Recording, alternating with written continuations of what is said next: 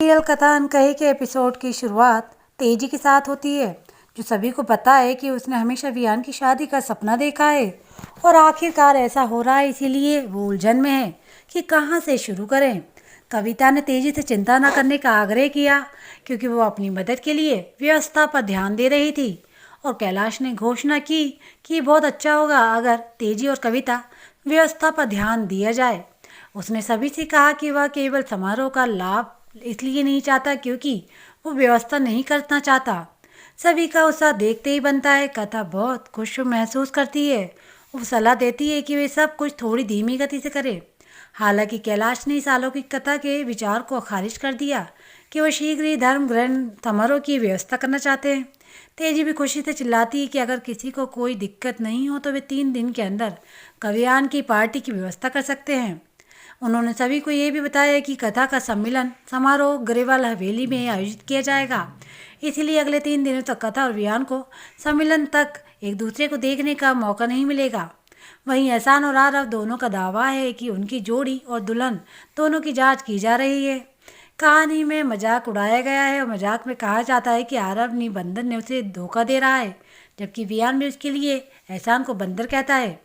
इसी बीच तेजी माया ने संदेश भेजा कि वह वही कर रही है जो माया ने उससे कहा था, लेकिन वो अभी भी लग रही है। रहस्यमयी माया दी ने जवाब दिया कि तेजी को शांत रहने की ज़रूरत है और उनका कहना है कि अन्यथा उनकी योजना बंद हो जाएगी। बाद में ग्रेवाल के घर में पूरा परिवार भांगड़ा करता हुआ और यूनाइटेड किंगडम की कहानी कहता है कि वह उसका भाई है, इसीलिए अब उसे किसी की ज़रूरत हो तो उसे हमेशा उस पर विश्वास करना चाहिए। जब कविता कथा को कुछ आभूषण सजावट के लिए अपने कमरे में ले जाया जाता है तो कथा यूनाइटेड को देखकर मुस्कुराती है। पहले तो कथा ने विधता से इनकार कर दिया क्योंकि पहले तो उसे कविता से बहुत प्यार मिला, लेकिन जब कविता इस बात पर जोर देती है कि वह कथा की मनमर्जी चाहती है, सास नहीं, तो कथा सब कुछ स्वीकार करती है, कर विकल्प कर जाती है। कविता कथा को यह भी बताया गया है कि वे चूड़ियाँ उसकी और कथा के बीच एक माध्यम के रूप में काम करती हैं। सोचा कथा को अपनी कथा के पढ़ाई के लिए पसंद करना चाहोगा। वियान के घर में तेजी को पारिवारिक विरासत की कथा के बारे में उलझन महसूस होती है, लेकिन फरा तेजी से वैसा व्यवहार करने का आग्रह करती है जैसे उन्होंने कथा को स्वीकार कर लिया है।